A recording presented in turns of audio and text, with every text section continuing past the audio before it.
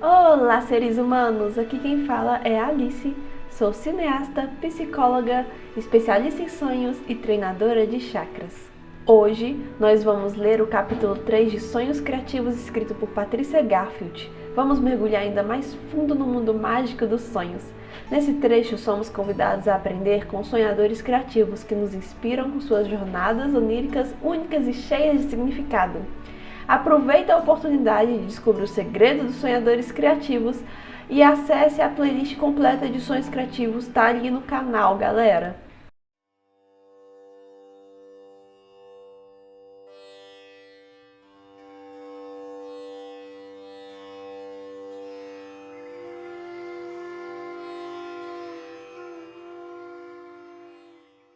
Capítulo 3. Aprenda com os sonhadores criativos.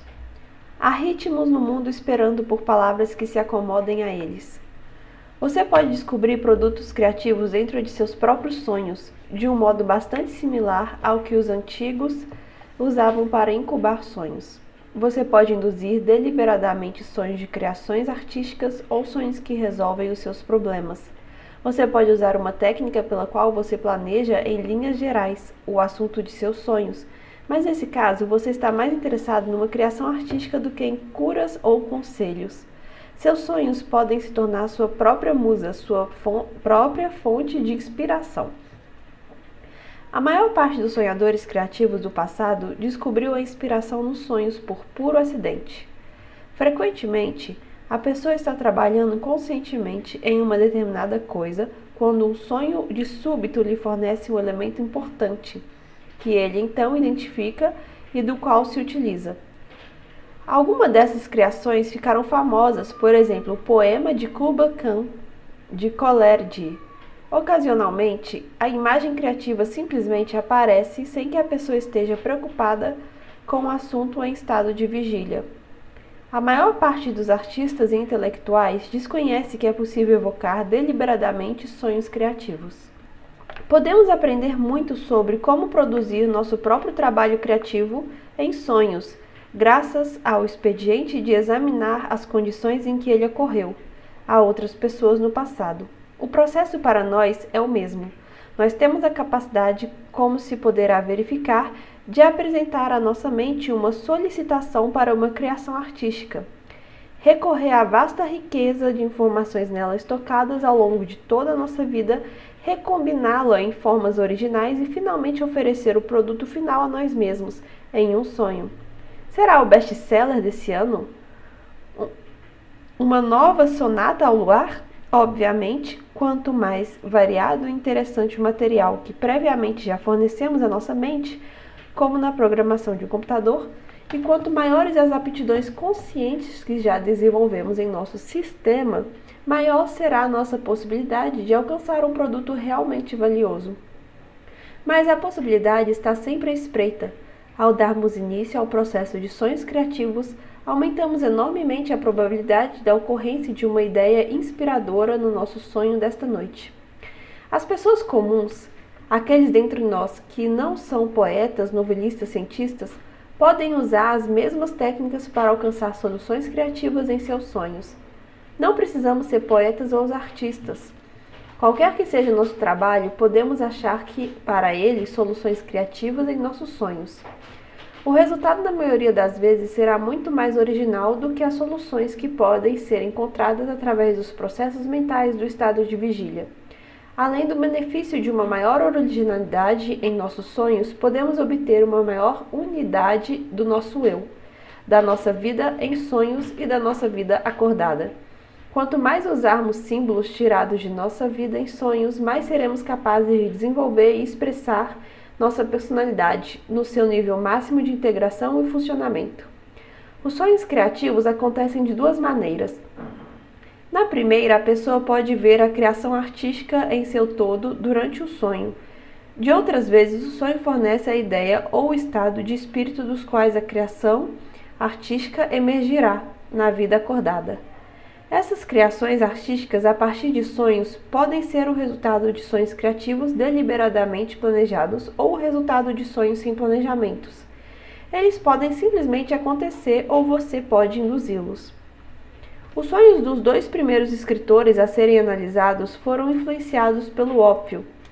Isso não quer dizer, contudo, que o ópio causou sonhos criativos. Ao contrário, nos 2 casos que vamos examinar, o vício do ópio acabou por conduzir a pesadelos dominados pelo terror e pela incapacidade de continuar a trabalhar com eficiência. O poder de ter sonhos interessantes vem da personalidade da pessoa que sonha. Antes que sonhos interessantes possam ocorrer, é necessário que o material interessante já exista na mente da pessoa. Como veremos em capítulos posteriores, sonhos criativos são possíveis sem o uso de drogas. Na realidade, pesquisadores recentes descobriram que intelectuais e escritores sob a influência do LSD produziam muito menos do que quando trabalhando livres da influência de drogas. Estamos interessados aqui em analisar o processo dos sonhos criativos. O vício em entorpecentes é uma mera eventualidade a que estão sujeitos os sonhos ou as pessoas que sonham. Um requisito importante para a indução de sonhos criativos é que a pessoa que pretende sonhar ocupe sua mente com o assunto desejado, e de preferência que se ocupe dele até os derradeiros segundos antes de dormir. Este é o princípio que encontraremos frequentemente. Observem no modo como o poeta inglês Coleridge experimentou sua famosa inspiração em sonho. Numa preguiçosa tarde de verão de 1798, o jovem poeta matava o tempo em sua casa de campo no oeste da Inglaterra, folheando indolentemente o livro Purchas His Pilgrimage. Ele tinha adquirido há pouco o hábito do ópio e, sentindo desejo em relação a ele, bebeu um copo de láudano que já tinha preparado ao seu lado. Ao ler as palavras, aqui Kubla Khan ordenou que fosse construído um palácio. Não pôde conter um bocejo. Ainda folheando o livro, Coleridge fechou os olhos com a cabeça descaída sobre o peito e em breve começou a ressonar. O sol da tarde batia-lhe docemente no belo rosto. A acordar, 3 horas mais tarde, Coleridge já tinha prontas em sua mente as majestosas linhas de Kubla Khan com suas cavernas insondáveis para o homem e mar sem sol. Nesse caso, a criação artística ocorreu totalmente num sonho. Coleridge calculou que seu poema original teria de 200 a 300 linhas e disse que todas as imagens se erguiam diante de mim como coisas, acompanhadas por descrições das mesmas que não lhe custavam nenhum esforço. É, portanto, de se imaginar sua frustração quando, em plena tarefa de escrever o poema, Coleridge viu-se interrompido na linha 54 por alguém que queria tratar de negócios com ele. Quando viu-se finalmente livre do importuno, 1 hora depois o resto do poema tinha se esvanecido de sua memória, deixando-lhe apenas o fragmento inicial. Embora Kubla Khan de Coleridge possua características tipicamente marcadas pelo uso de entorpecente, o fluir e o refluir das imagens extraordinárias mudança de espaço, não se pode considerar sua obra-prima um simples produto de intoxicação alucinógena. Muitas pessoas já dormiram sob efeito de ópio, poucas acordaram com um grande poema. Coleridge tinha em sua mente consciente a necessária capacidade para escrever um poema. Na verdade, algumas tentativas de dar início ao Kubla Khan podem ser encontradas em suas anotações dos anos anteriores. No entanto, foi seu sonho que forneceu as imagens nebulosas tão especiais e as teceu numa unidade completa. Quando o biógrafo de Coleridge fazia uma pesquisa intensa de suas obras, ele também teve um sonho com a abóbada de prazer de Kubla Khan.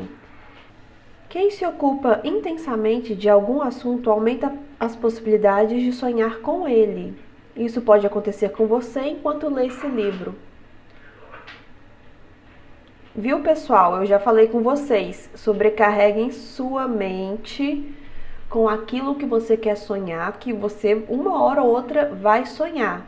Mas lembrando, precisa treinar a memória, dormir, ter um bom sono e acordar bem, sem ansiedade de querer já levantar da cama e fazer coisas. No meu canal tem um vídeo de 8 horas para você dormir bem, tem os de indução de sonho lúcido, que também são de 8 horas, e alguns vídeos no finalzinho deles tem mensagens de vocês, para vocês acordarem bem tranquilos e ainda ajuda vocês a lembrarem do sonho.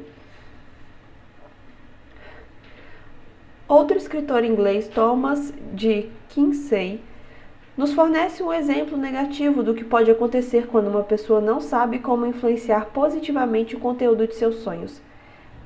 Em Confessions of an English Opium Eater, Confissões de um Inglês Viciado em Ópio, de Quincey descreveu as alterações no padrão de seus sonhos à medida que ele se tornava mais e mais dependente da droga.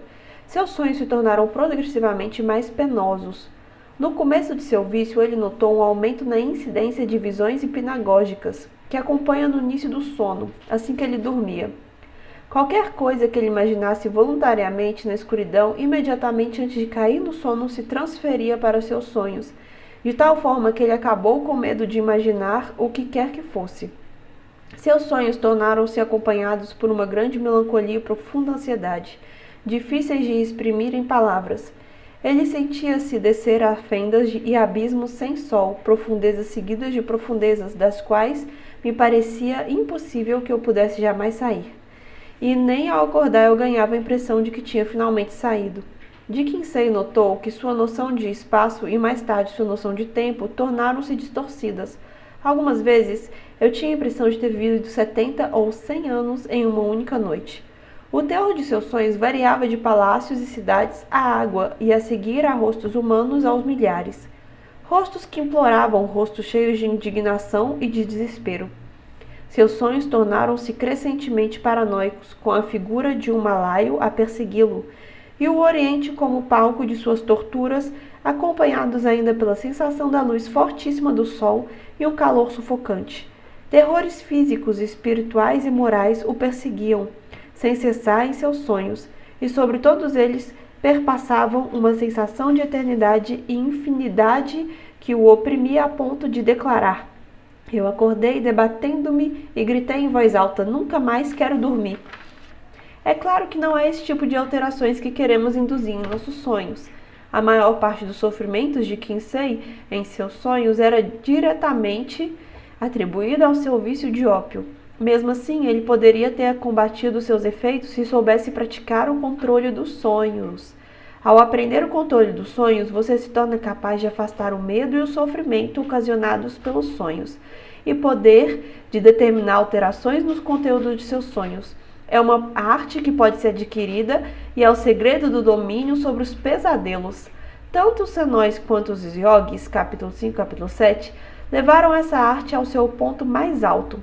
Seus métodos teriam ajudado de Quincey a livrar-se de seus horríveis sonhos. Eles podem também ajudá-los com seus pesadelos. Galera, parêntese, eu já fiz os monstros dos meus sonhos, agora eles são os meus servos dos meus sonhos. Todos os meus pesadelos agora se tornaram meus servos. Então é possível sim, galera. Intelectuais podem derivar as ideias e o conteúdo geral de suas obras a partir de seus sonhos, como de Quincey, ou podem receber a obra já completa, como ocorreu com Coleridge. Além disso, alguns intelectuais recebem em seus sonhos ordens imperiosas para escrever. Sócrates, o grande filósofo grego, confessou ter sonhos semelhantes no dia em que executou sua própria sentença de morte ao tomar cicuta. O trabalho de muitos outros escritores se viu influenciado por sonhos criativos não planejados. Mas os sonhos criativos não se limitam aos escritores. William Blake, o poeta, artista e gravador inglês, produziu muitas obras de contornos irreais semelhantes a um sonho. Ele disse certa vez, quando procurava achar um método mais barato de gravação, sonhou que seu irmão caçula morto, Robert, aparecia-lhe e lhe indicava um processo com cobre, que ele imediatamente experimentou e usou. Os que acreditam em fenômenos psíquicos sugerem a possibilidade da visita do falecido Robert durante o sonho, enquanto outros preferem uma explicação baseada na atividade do inconsciente. Qualquer que seja a explicação inegável, é que Blake descobriu uma técnica inteiramente nova. Observem mais uma vez que ele estava conscientemente ocupado com o problema quando a solução lhe apareceu em seu sonho. Também no campo da música, algumas obras famosas são devidas a sonhos criativos não planejados. Tartini, violinista e compositor italiano, teve um sonho assim. Ele tinha 29 anos quando sonhou que tinha vendido a alma ao diabo. No sonho, ele entregou seu violino ao diabo. Mas qual não foi a minha surpresa? ao ouvi-lo executar com consumada técnica uma sonata cuja delicadeza, beleza, ultrapassava de muito tudo o que minha imaginação jamais pudera conceber. Senti-me transportado, encantado, arrebatado. Meu enlevo foi tamanho que o ar me parecia faltar, e eu acordei. Tomando de meu violino, procurei repetir os sons que acabara de ouvir, mas foi em vão. A peça que consegui compor, a Sonata do Diabo, foi de longe a melhor que escrevi em minha vida, mas como era inferior à que eu tinha ouvido em meu sonho. No sonho de Tartini, a criação artística está presente, mas ele não conseguiu capturá-la em sua totalidade. Observem sua tentativa imediata de registrá-la numa ação que pode ser notada em muitos dos exemplos que estamos citando. Se você decide virar para o outro lado e dormir de novo pensando que poderá se lembrar de seu sonho pela manhã, a posteridade poderá perder uma grande obra e você também. No campo da antropologia, uma descoberta assombrosa foi feita por Hermann Hilprecht, professor de assírio na Universidade da Pensilvânia.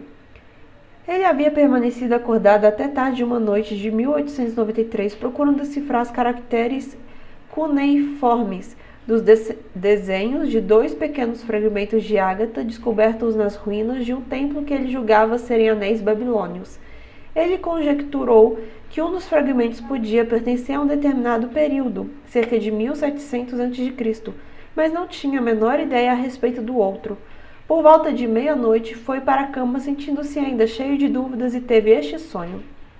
Um sacerdote alto e magro, de cerca de 40 anos e vestido com um simples manto, conduziu-me à câmara de tesouros do templo, em sua face sudoeste.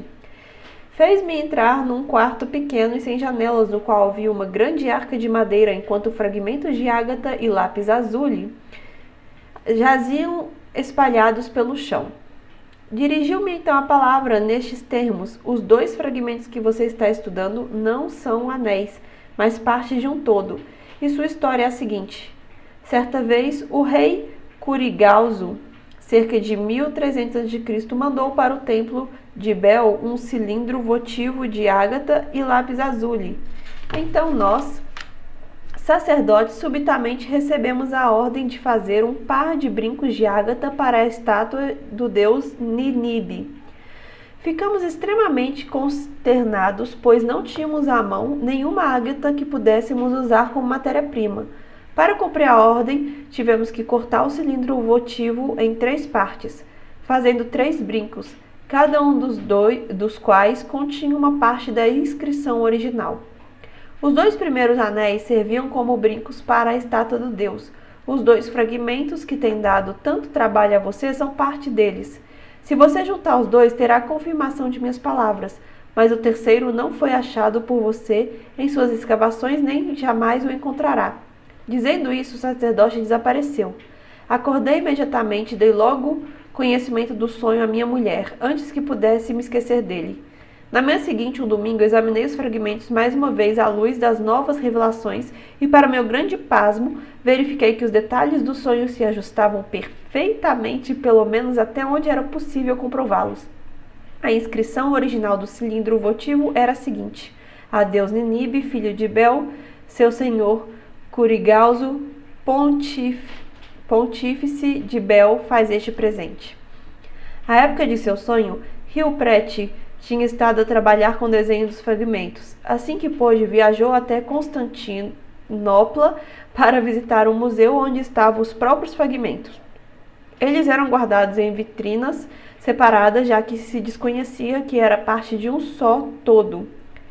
Hilprecht descobriu que eles se ajustavam perfeitamente. A informação em seus sonhos estava absolutamente confirmada, clara evidência, presciência mágica ou simplesmente a montagem lógica em um sonho das deduções de uma mente brilhante mergulhada em um antigo mistério?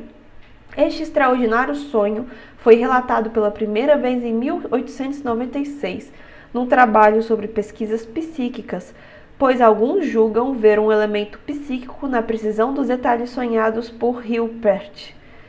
Qualquer conclusão é possível. O essencial é que a combinação que desvendou o segredo de 3.000 anos ocorreu em um sonho, e a pessoa que atinou com ela estava profundamente mergulhada no estado do assunto até poucos minutos antes de dormir.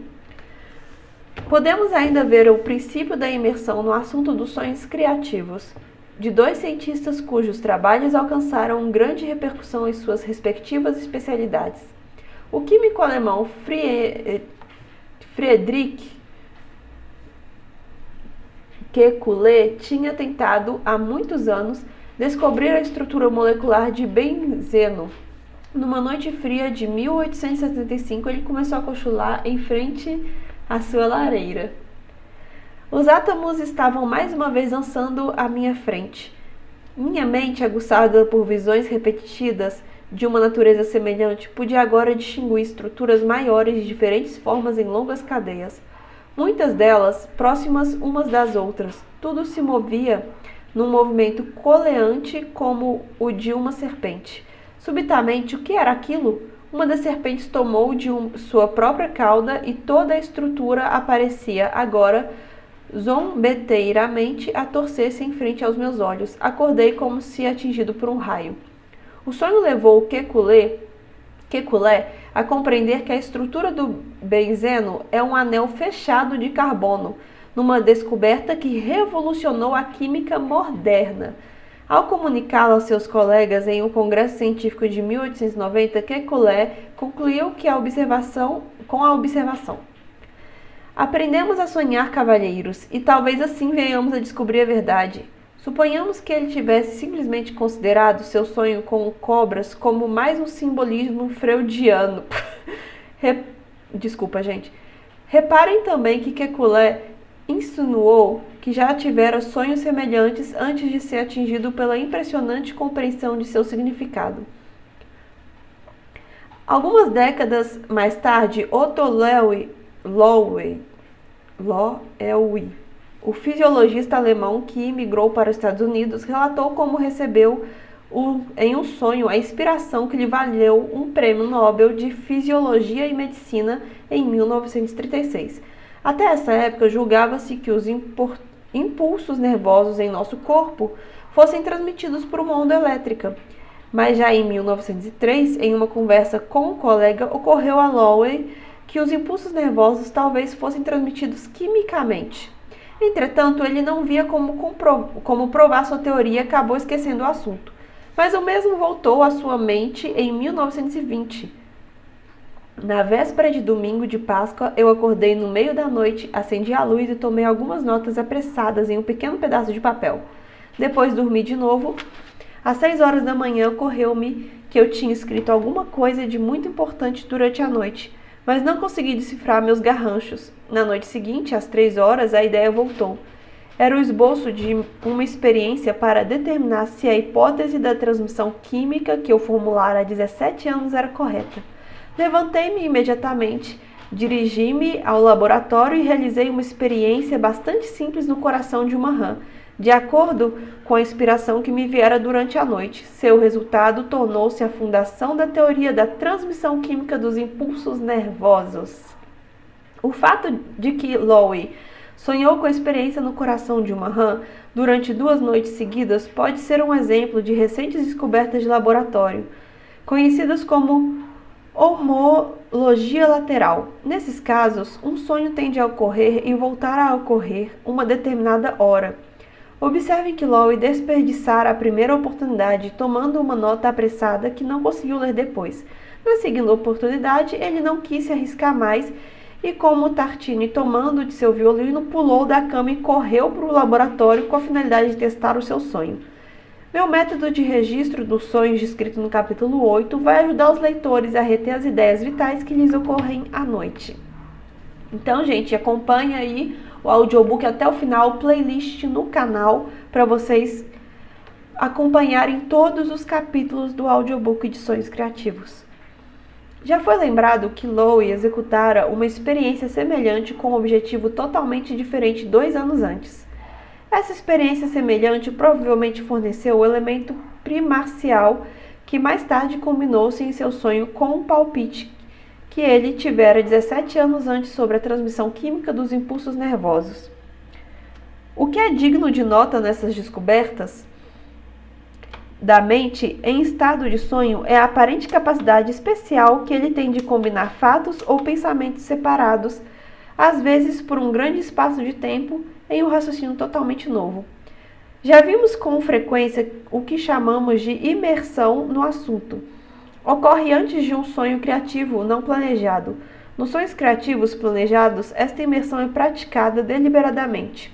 Vamos agora passar dos felizardos, cujas criações artísticas lhes ocorreram espontaneamente, para as pessoas que induzem deliberadamente os seus sonhos criativos.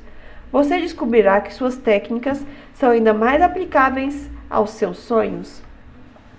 Você deve se lembrar do caminho tomado pelos sonhos influenciados pelo ópio de Kinsey, que passaram aos poucos de sonhos de prazer para sonhos de horror.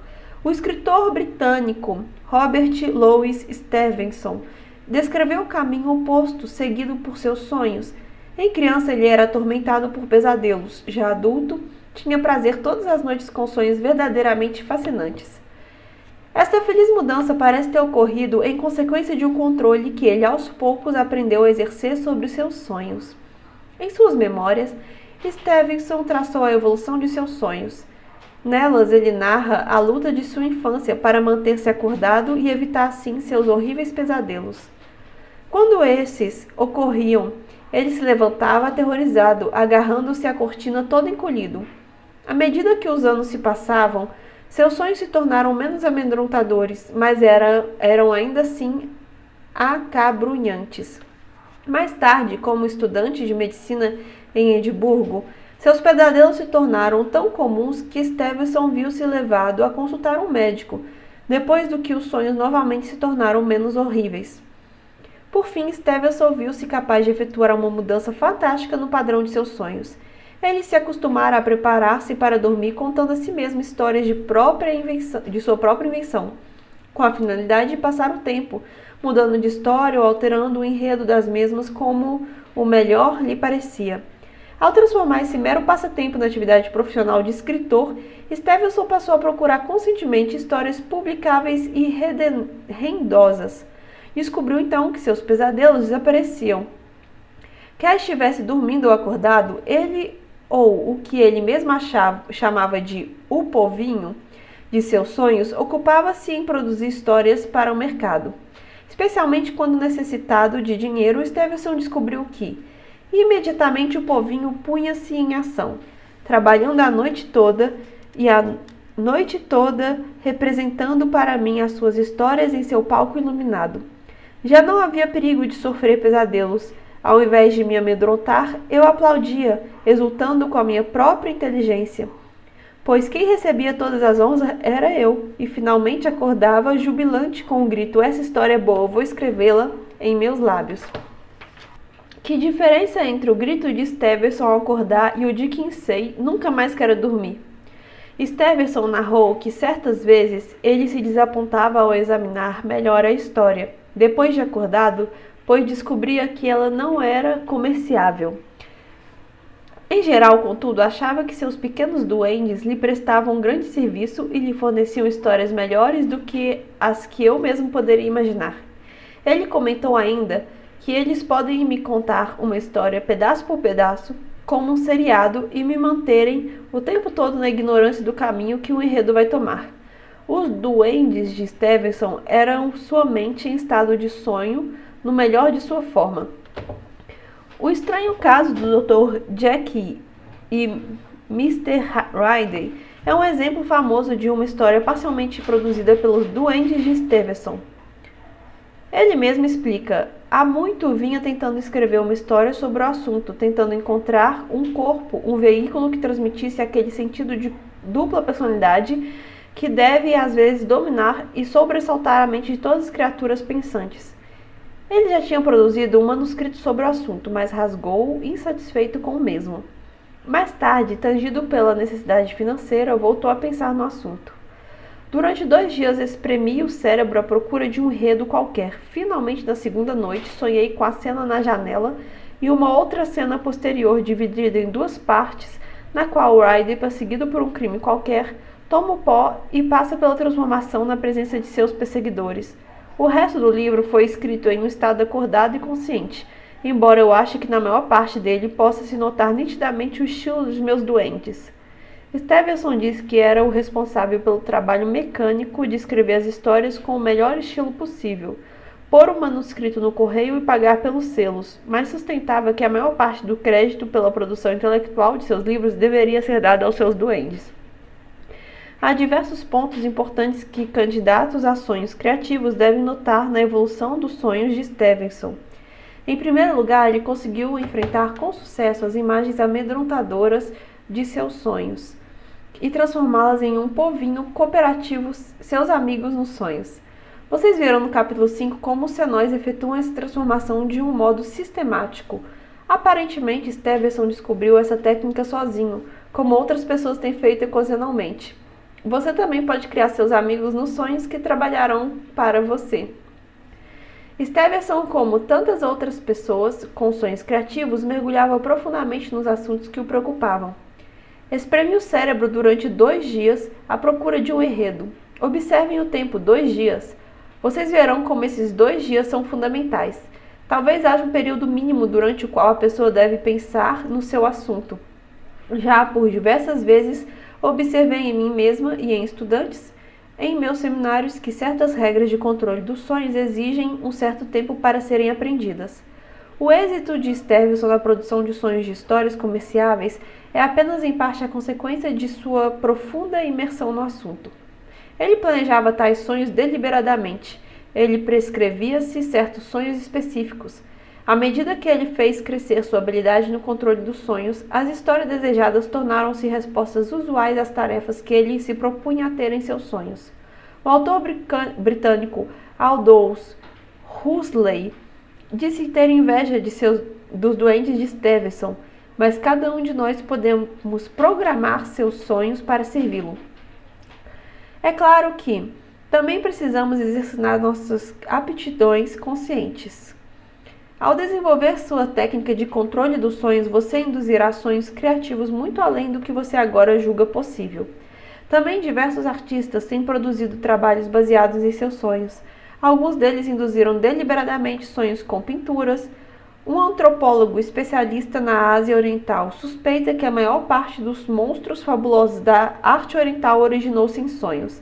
Ele cita como exemplo diversos quadros chineses, muito conhecidos, que foram inspirados por sonhos planejados. Gente, quem quiser um acompanhamento de perto para poder controlar seus sonhos, o link está na descrição. Eu faço atendimento, eu instruo vocês, treino vocês a controlar os sonhos. Você também pode convocar os seus sonhos para ter imagens originais. À medida que você aprimora sua habilidade em sonhar criativamente, você pode ocupar sua mente com o assunto sobre o qual você desejar sonhar. Apresentar-se à sua mente um pedido de um sonho específico. Recebê-lo e mantê-lo vivamente em sua mente, acordada até memorizar o bem. A tribo Senói, veja o capítulo 5. Aperfeiçoou em alto grau a produção de imagens criativas em um sonho. Você verá como é possível ter sonhos criativos consistentemente. As pessoas comuns podem adestrar-se na arte de terem sonhos criativos no campo de seu trabalho. O poeta sonha com poemas, o violinista ouve músicas de violino, o matemático sonha com equações. O poeta não sonha com equações, pelo menos não frequentemente. Da mesma forma que quase todas as invenções, descobertas ou obras de arte descritas acima, planejadas ou não planejadas, foram obtidas pelo sonhador na mesma área da qual ele se ocupava conscientemente. A pessoa comum pode evocar sonhos criativos em seu campo de atividades. Você pode, usando o mesmo princípio, ter em sonho alguma ideia sobre um projeto de pesquisa no escritório, uma decoração nova para o quarto do bebê, um novo slogan de publicidade, um novo modelo de vestido. Quando uma ideia é original, ela é criativa. Qualquer que seja o seu campo de aplicação, seja qual for o seu campo de atividades ou de interesses, você pode induzir sonhos criativos. Nossa, eu lembro que quando eu fazia faculdade de cinema, os meus sonhos eram relacionados com o cinema. Então tinha a produção, tinha o palco de teatro também, tinha o por trás das câmeras, tinha os atores. Aí quando eu passei a fazer faculdade de psicologia, essas coisas foram diminuindo nos meus sonhos e foi ficando mais comunzinho os meus sonhos. E foi aparecendo mais a presença dos arquétipos. Eu não sei se eu se eu percebi a presença dos arquétipos ao fazer psicologia ou se os meus sonhos foram influenciados pela psicologia. Mas segundo o livro, no capítulo 1, acredito eu, falou que quem estava fazendo consultas com psicólogos freudianos tinham sonhos ligados à análise freudiana. E quando a pessoa foi para a análise junguiana, os sonhos se adaptavam para a análise junguiana. Continuando. Entretanto, pessoas comuns algumas vezes têm sonhos artísticos. Quando isso ocorre, a produção do sonho tem um significado pessoal muito especial.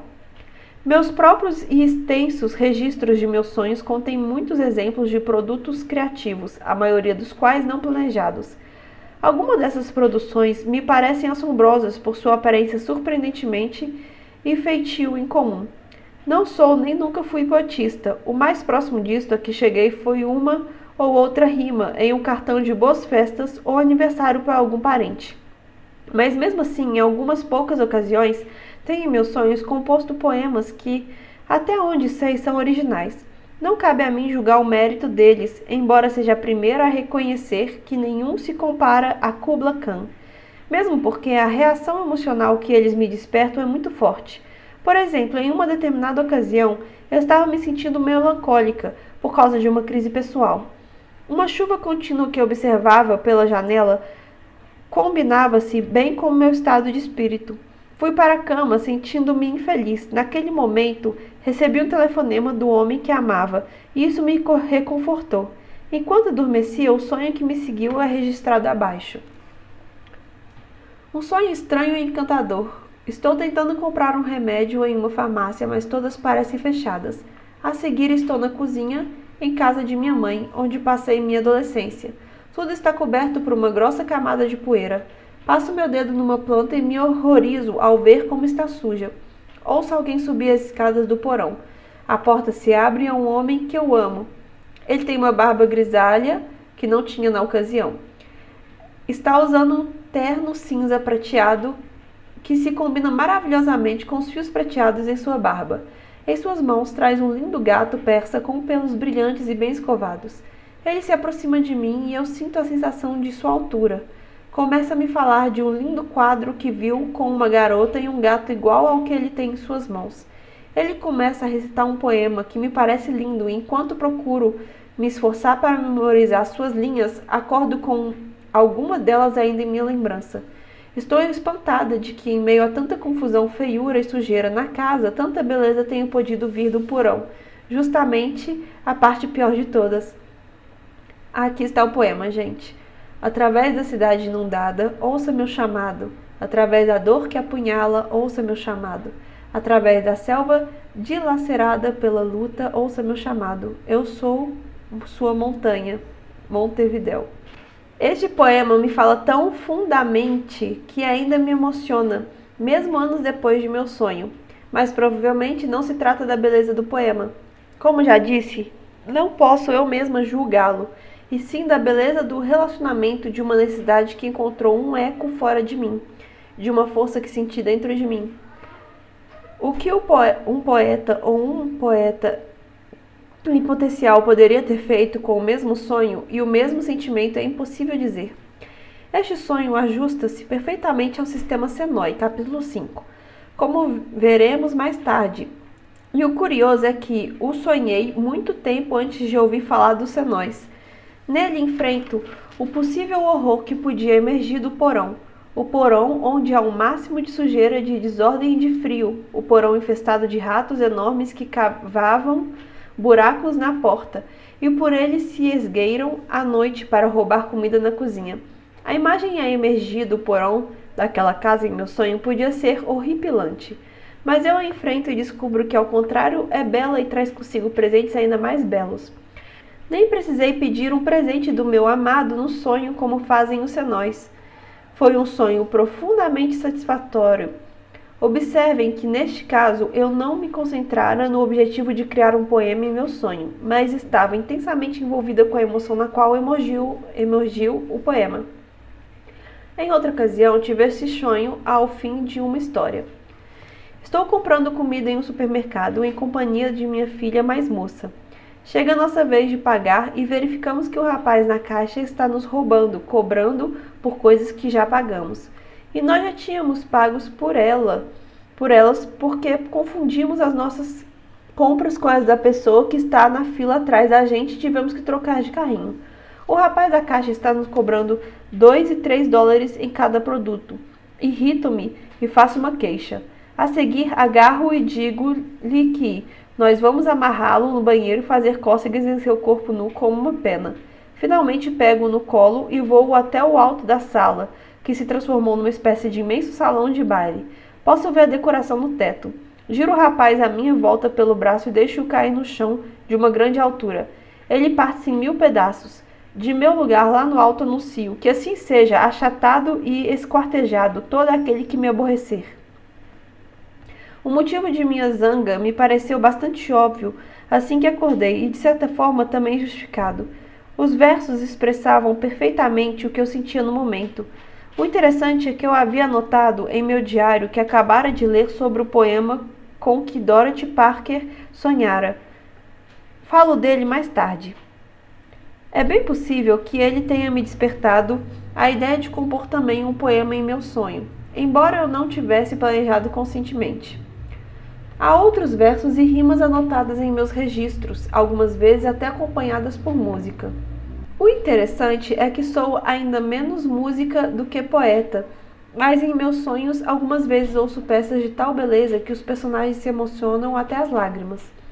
Devem ser talvez recordações das muitas óperas que tenho apreciado. Não posso saber com certeza, pois não consigo me lembrar das notas quando acordo. Elas se evaporam e desaparecem com a luz da manhã. Certa vez em um sonho cantei uma magnífica área da qual nunca tinha ouvido falar antes. Célia Della Falsete. Ao acordar, apenas os ecos permaneciam em minha memória. É indubitável que eu teria a capacidade de lembrar-me de minhas melodias se desenvolvesse conscientemente a aptidão de escrever notas musicais. Não estou sugerindo que a pessoa comum induza sonhos sobre poemas e canções, a não ser claro que ela deseje. Mas os poemas e canções que ocorrem espontaneamente nos nossos sonhos têm um valor especial e, portanto, merecem uma atenção especial. Como veremos no capítulo seguinte, tais canções eram particularmente importantes na vida dos índios norte-americanos. As canções com que eles sonhavam durante a adolescência tornavam-se seu refrão pessoal pelo resto da vida. Elas eram usadas pelo resto de suas vidas durante tempos de tensão. Por exemplo, festas guerreiras. E também eram usadas para evocar o poder de seus espíritos pessoais. Isso é fácil de compreender se levarmos em consideração que tais canções encerram um forte apelo emocional para a pessoa com quem ela sonha. Dê atenção especial aos poemas e canções que ocorrem em seus sonhos. Eles podem ajudá-la a se comunicar com uma fonte interna de força. Uma de minhas estudantes que tinha bastante talento para a música tornou-se capaz de capturar a melodia em seus sonhos, até então bastante esquivas, depois de participar de um seminário de sonhos criativos. Embora ainda vez por outra sonhasse que descobrira uma pauta em branco ou que esquecia uma música inteira, ela tornou-se pela primeira vez capaz de guardar algumas das melodias e até compor letras. Ela descobriu que a música em seus sonhos refletia seus diversos estados de espírito. As melodias eram frequentemente em tom menor, associadas com desespero, agitadas, associadas com irritação e nostálgicas, associadas com anseios. Em alguns de seus sonhos, ela tornou-se a música enquanto as notas saltavam de cima de mim como gotas de vinho e suor. Suas músicas gravadas com acompanhamento de violão eram encantadoras, com o traço da estranha qualidade nebulosa decorrente de sua origem. Ao sonhar com versos e canções, você também sentirá seu forte apelo emocional. Em meu seminário, muitos estudantes também escrevem coisas lindas baseadas em seus sonhos. Com menos frequências, derivam o produto final completamente dos sonhos. Parece ser mais fácil meramente basear-se no sonho, mas o trabalho ainda assim é original e de alta qualidade. Estudantes com talento artístico são especialmente capazes de reproduzir as imagens vistas em seus sonhos. Alguns contaram ter sonho que passeavam em geleiras de arte repletas de maravilhosos quadros. Ao acordarem, eram capazes de reproduzi-los com grande perfeição. Outros planejavam o conteúdo genérico de seus sonhos. Por exemplo, hoje eu vou sonhar com algo criativo, ou algo artístico, ou algo incomum. Frequentemente eles descobriram que o elemento desejado aparecia como parte do sonho. Ao acordarem, eram igualmente capazes de reproduzi-lo. Os registros de meus sonhos estão repletos de formas artísticas e originais. Vejo quadros, esculturas, livros ilustrados, estranhas formas e símbolos impossíveis de classificar. Isso não chega a ser muito surpreendente, pois tenho mesmo uma pequena veia artística, mas a quantidade de sonhos supera em muito a atenção que normalmente dedico às artes. Acho mesmo que deveria dar um pouco mais de atenção às artes quando acordada, em vista da constância com que elas aparecem em meus sonhos. A pessoa comum pode não querer induzir imagens artísticas em seus sonhos, mesmo assim pode verificar que imagens diferentes e peculiares aparecem em seus sonhos independente de seus desejos. Tais imagens têm grande valor pessoal, como discutiremos no capítulo 9. Entre os estudantes de meu seminário, sonhos artísticos eram mais comuns do que aqueles em que lhes apareciam soluções para seus problemas. Talvez isso aconteça porque o estudante que procurara induzir um sonho artístico já tem mesmo a tendência de produzir uma criação artística. Mas alguns estudantes disseram ter conseguido resolver em sonho problemas matemáticos em que tinham fracassado quando acordados. Outros disseram ter desenvolvido certas aptidões como resultado de treinamento em sonhos. Por exemplo, uma estudante que sonhou estar treinando tênis descobriu que seu jogo estava bem melhor no dia seguinte. Algo semelhante aconteceu com o profissional de golfe Jack Nicklaus, que dizem ter melhorado sua tacada depois de um sonho em que descobriu um modo diferente de segurar o taco. Seguindo a inspiração do sonho, voltou a jogar bem como antes. Assim, os sonhos tanto podem produzir criações artísticas como soluções práticas para problemas de ordem mais material. No campo do relacionamento pessoal, os estudantes frequentemente encontraram soluções para seus problemas, principalmente quando seguiam o sistema Senoi. Veja o capítulo 5, onde damos exemplos. Como uma psicóloga interessada no efeito da consciência sobre os sonhos, por diversas vezes já planejei tipos específicos de sonhos. O resultado de minhas pesquisas pode ser avaliado nos capítulos da segunda parte, como tornar-se consciente durante seus sonhos. Para mim, a técnica tem sido de grande valia, além de proporcionar-me uma aventura excitante. Os estudantes que aplicaram os princípios descritos nesse livro relatam experiências semelhantes. Uma espécie de porta que se abre para um mundo novo, um mundo de cuja existência se sabia vagamente antes, mas que não chegara a ser explorada. Um mundo menos amedrontador e mais bonito. Os diamantes que se acham no próprio quintal, ou o roxinol cantando na nossa árvore, o fantástico mundo interior. À medida que você aprende a recordar e registrar seus sonhos, você estará também dando o primeiro passo no sentido de poder usar esse poder criativo em toda a sua extensão. Ao aprender as técnicas necessárias para induzir seus sonhos, você será cada vez mais capaz de lançar mão do talento que existe dentro de cada um de nós. Os elementos da produção criativa nos cercam por toda parte e, sobretudo, estão dentro de nós mesmos. O material já existe, tudo o que precisamos fazer é recombiná-lo, encontrar uma nova combinação. O que em geral nos impede é nosso hábito de ver coisas sempre segundo os ângulos já familiares. Enquanto somos crianças, essa capacidade de ver as coisas sobre um prisma diferente frequentemente nos é retirada pela influência dos adultos. Nós aprendemos a nos comportar e a reagir sempre da mesma maneira própria, de tal forma que nosso raciocínio acaba se restringindo às categorias aceitáveis. A fluidez necessária para novas combinações de ideias solidifica-se. Se tivermos sorte, conservaremos no máximo algumas gotas delas. Mas o processo mental criativo continua ainda à nossa disposição em nossos sonhos. Neles, os elementos familiares são frequentemente dispostos em combinações estranhas, e imagens estranhas são aceitas como familiares.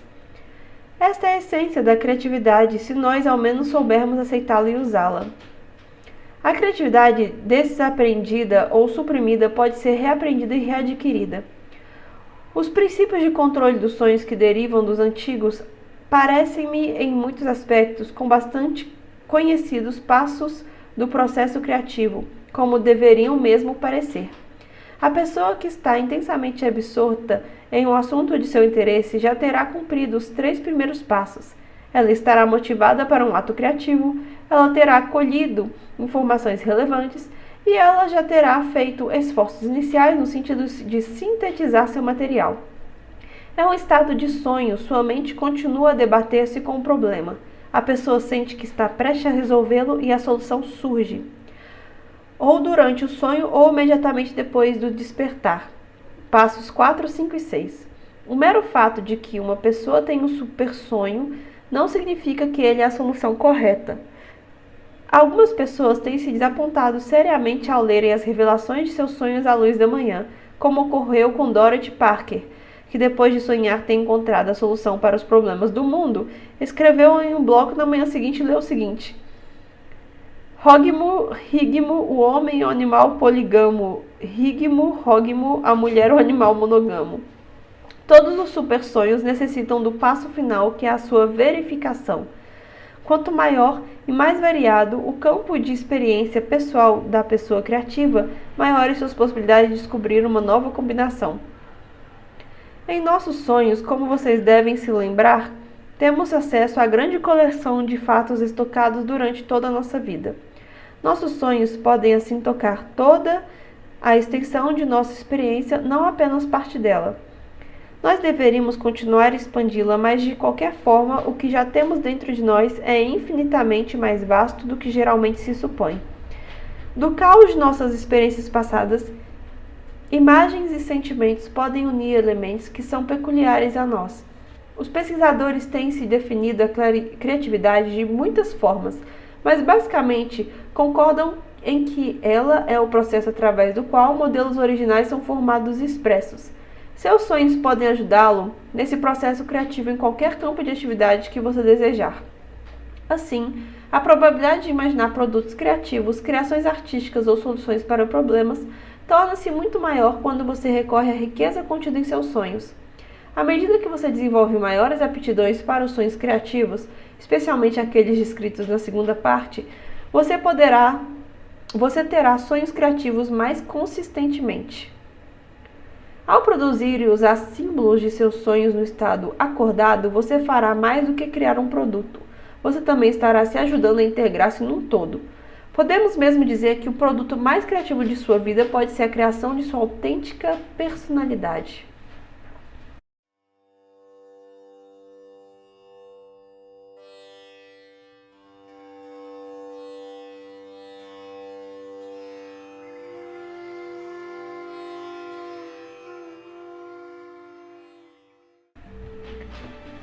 Resumo do que podemos aprender com sonhadores criativos. Eliminar imagens amedrontadoras com a técnica de desenvolver imagens positivas que trabalham ao nosso favor.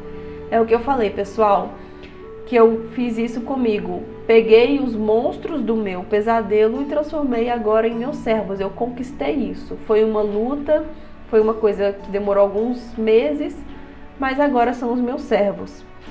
2. Acumular uma experiência das coisas da vida. Viaje, leia, veja arte, ouça música, estude, trabalhe, experimente o externo, sinta o interno, absorva tudo, tudo será registrado. Quando eu fiz faculdade de cinema, pessoal, o meu professor de roteiro falou que roteirista precisa sair de casa, conhecer lugares novos, ter experiências diferentes para ele ter boas ideias para roteiro. Se a pessoa fica só no mundinho dela, o sonho dela, as histórias que ela for criar, não vão ser tão criativas e diferentes. 3. Absorva-se no campo de seu especial interesse. Exponha-se a todas as informações relevantes, livros, filmes, palestras, observação direta. Procure fazer com que elas lhe sejam inteligíveis. Colhe o material necessário para seu produto. O interesse profundo no assunto ou envolvimento emocional no mesmo levarão a impregnar-se dele por completo. Mergulhe no assunto. Entendeu, gente? Quer sonhar com uma coisa? Absorva conhecimento desse assunto que você quer sonhar. É o que falou aqui: livros, filmes, pesquisa sobre. Quem gosta de desenhar, desenhe. Quem quer escrever sobre o assunto, escreva. Antes de dormir, comece a imaginar como que vai ser o seu sonho com esse assunto que você quer sonhar. Quanto mais você sobrecarregar a sua mente, completar as informações sobre o assunto na sua mente, mais fácil é de você sonhar. 4. Desenvolva aptidões conscientes no campo de seu interesse pessoal. Obtenha a aptidão necessária para gerar um produto criativo, quer dormindo, quer acordado. Todos os elementos necessários para a solução de problemas precisam estar presentes em seu repertório de conhecimento. Seus sonhos ajudarão a recombinar esses elementos em uma nova ordem. Por exemplo, gente, no capítulo 1 ou 2, que falou da Margarete, a moça lá que teve problemas com o sonho dela, que ela teve que aprender a consertar a bicicleta. Ela, em vigília, ela acordou, consertou a bicicleta dela, o marido dela ajudou ela a aprender isso, e quando ela foi dormir, ela conseguiu consertar a bicicleta dela no sonho e continuar a caminhada dela nos sonhos dela. 5. Concentre-se sua atenção intensamente em sua área de interesse especial por diversos dias de uma vez, pelo menos 2 ou 3. Trabalhe no seu assunto até a hora de ir se deitar. Isso serve como uma espécie de sugestão para o sonho. Você pode também prescrever-se um sonho específico se quiser. É o que eu falei, gente. Pesquisa, se banhe daquele assunto e na hora de dormir, pensa naquele assunto até dormir. No meu canal tem os vídeos de 8 horas de indução de sonho lúcido que tem esse acompanhamento, é guiado para você imaginar a cena que você quer viver nos sonhos, tá bom? E o vídeo é de 8 horas, te acompanha durante toda a noite para você poder sonhar durante toda a noite. 6. Depois de ter o seu sonho criativo, visualize-o claramente e registre-o o mais cedo possível, de uma forma ou de outra. Escreva-o, pinte-o, represente-o, faça-o. Visualize-o enquanto você o transporta para uma forma concreta. Pessoal, deixa sempre ou um caderno ou celular do lado de vocês. De preferência o caderno, porque às vezes pode chegar imagens e você precisa desenhar. Mas se tiver algum aplicativo no celular para vocês colorirem, para vocês desenharem, deixa o aplicativo já instalado. Aqui, o vídeo de 8 horas está na playlist de meditações e Yoga Nidra aí do canal. 7. Dê atenção especial aos sonhos que lhe ocorrem mais de uma vez e aos seus sonhos peculiares ou excêntricos. Os sonhos recorrentes vêm para mandar a mesma mensagem e ele não vai parar de vir até você interpretar, até você compreender ele. 8. É também útil desenvolver sua proficiência nos processos criativos, ver coisas familiares por uma ótica diferente, procurar semelhanças entre coisas dessemelhantes, livrar-se de processos mentais rígidos. Gente, é olhar para a vida como se fosse a primeira vez, com o olhar de bebê. Às vezes, é olhar para a sua própria mão e ver que a sua mão não é uma coisa assim tão comum, sabe? Tem traços, tem formas diferentes.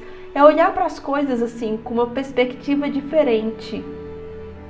B. Dá a você mesmo tempo, oportunidade, tranquilidade, privacidade para o trabalho criativo. Então, antes de dormir e acordar, buscar começar a quietar a mente, né? Tem essa meditação que eu já falei, essa indução de sonho lúcido de 8 horas do meu canal. No finalzinho do vídeo de indução de sonho lúcido, na última hora, é só para você começar a se acordar devagarzinho e tem a narração para você se lembrar do sonho e funciona, viu? É uma narração no final de vídeo de 8 horas que você vai lembrar do seu sonho.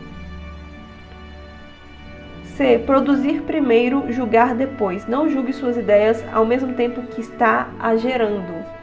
Não julga, gente. Vai com a mente limpa. D. Persistir em produzir e usar os símbolos de seus sonhos, especialmente os símbolos positivos e formas úteis.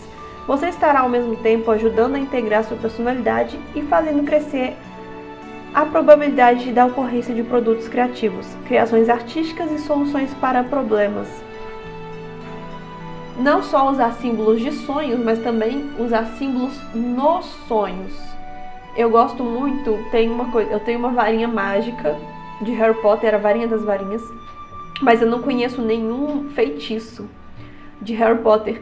Então, às vezes eu apareço nos sonhos, eu tenho a varinha, acontece alguma coisa que eu preciso usar um feitiço, mas eu não conheço nenhum feitiço. Eu até pensei, gente, eu vou ter que aprender um feitiço aqui em Vigília, para quando eu precisar de usar no sonho, eu já vou estar decorado. Então, é apropriar de símbolos, tanto aqui em Vigília, que você cultiva isso, quanto os símbolos dos próprios sonhos podem te ajudar aqui em Vigília. Letra E. Desenvolver aptidões avançadas em seus sonhos criativos. Veja a parte 2, aí eu vou explicar mais pra frente. Mas é isso mesmo, desenvolver aptidões avançadas em seus sonhos criativos. Estudar para sonhar.